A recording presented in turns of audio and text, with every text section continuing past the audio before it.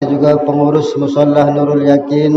Mudah-mudahan kita semua mendapatkan rahmat dan maghfirah dari Allah Subhanahu wa taala. Amin ya rabbal alamin. Dan kita bersyukur kepada Allah bahwa kita masih diberikan kekuatan oleh Allah, yakni melaksanakan perintah Allah, yakni solat isya berjamaah. Kemudian kita akan melaksanakan solat tarawih berjamaah. Dan kita bersyukur kepada Allah telah melakukan ibadah puasa ini yang ke berapa hari ini?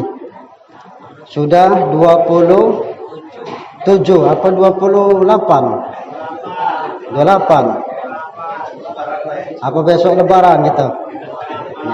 28. Alhamdulillah. 27 apa 28? Ya sudah, terserahlah. Ya. Yang penting ya sudah jangan ribut. Ya sudah.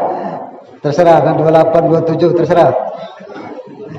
Yang penting kita bersyukur kepada Allah Subhanahu wa taala bahwa kita masih bisa melaksanakan yakni puasa tersebut. Itu karena bantuan pertolongan dari Allah Subhanahu wa taala. Kalau bukan karena hidayah pertolongan dari Allah, kita tidak akan mampu melakukan puasa tersebut. Maka di akhir-akhir Ramadan ini, di 10 terakhir Ramadan ini, hendaklah kita apa yang dilakukan oleh Rasul di 10 terakhir bulan Ramadan. Beliau mengencangkan ikat pinggangnya, kemudian beliau menghidupkan malamnya, kemudian beliau membangunkan keluarganya. Itu 10 terakhir yang dilakukan oleh Rasul. Itu 10 terakhir yang dilakukan oleh Nabi. Beliau mengencangkan ikat pinggangnya. Apa maksudnya? Maksudnya beliau tidak mempergauli istrinya. Selama 10 terakhir tersebut beliau beriktikaf di masjid, ya. Beliau menyendiri, beliau bertafakkur, ya. Beliau mendekatkan dirinya kepada Allah Subhanahu wa taala, membuang urusan dunia, mendekatkan diri kepada Allah Subhanahu wa taala. Itu yang dilakukan oleh Nabi di 10 terakhir bulan Ramadan. Kita ini sudah masuk ke 10 terakhir, ya. Mudah-mudahan kita juga mendapatkan malam yang namanya malam Lailatul Qadar, di mana malam itu lebih baik daripada 1000 bulan kita beribadah. Ya, kalau kita menemukan malam itu, kita seperti seolah-olah beribadah 83 tahun. Ya, kalau kita bertemu dengan malam itu. Makanya Rasul menganjurkan pada 10 terakhir itu agar beliau menghidupkan malamnya. Menghidupkan malam-malamnya di 10 terakhir tersebut lebih giat lagi daripada di 10 awal, di 10 pertengahan. Beliau lebih menganjurkan lagi agar di 10 terakhir itu menghidupkan malam. Dengan apa? Dengan ibadah. Sesudah sholat tarawih, kemudian kita malamnya sholat sunnah yang lain, sholat tahajud, apakah sholat-sholat yang lain, terserah. Apakah kita membaca Quran, apakah kita berzikir dengan kalimat-kalimat thayyibah, terserah mana yang kita sukai. Yang penting kita mendekatkan diri kita kepada Allah Subhanahu wa taala agar kita berharap juga bertemu dengan yang namanya malam Lailatul Qadar tersebut.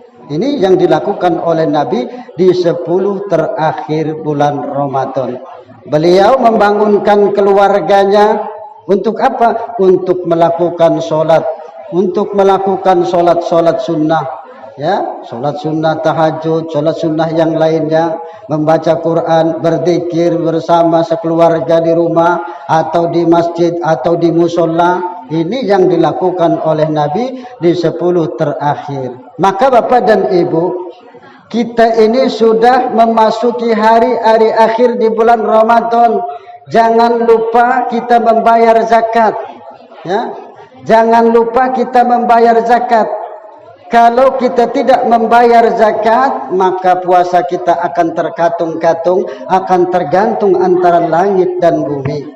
puasa kita tidak diterima kalau kita tidak membayar zakatnya. Makanya usahakan kita membayar zakat, ya, zakat fitrah terutama, ya. Kalau kita orang yang memiliki harta, zakat mal, ya, itu perlu kita, karena itulah untuk mensucikan diri kita zakat-zakat tersebut.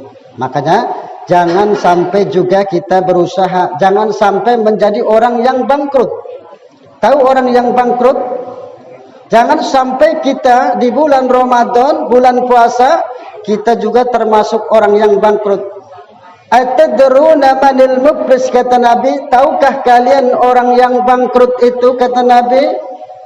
Kata sahabat, orang yang bangkrut itu tidak mempunyai dinar dan dirham, tidak mempunyai uang dan emas, kata para sahabat.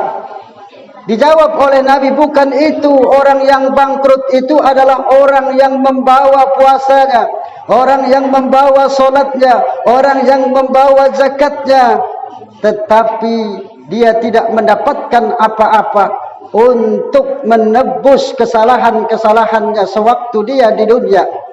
Ini orang yang bangkrut, kata Nabi, karena dia telah menyakiti si fulan, karena dia telah mengalirkan darahnya si fulan, karena dia telah memukul si fulan, maka diambillah kebaikan-kebaikan kita, kebaikan-kebaikan orang tersebut untuk menebus kesalahan-kesalahannya sewaktu ia di dunia. Karena sewaktu di dunia dia pernah menyakiti perasaan orang lain, sewaktu di dunia dia pernah memukul seseorang, sewaktu di dunia dia telah mengalirkan darah seseorang, maka diambillah pahala puasanya, pahala solatnya, pahala zakatnya. Maka jangan sampai kita menjadi orang yang bangkrut. Mudah-mudahan puasa kita ini diterima di sisi Allah Subhanahu wa taala. Amin ya rabbal alamin. Ini saja, mudah-mudahan bermanfaat. Mohon maaf, billahi taufiq wal hidayah. Wassalamualaikum warahmatullahi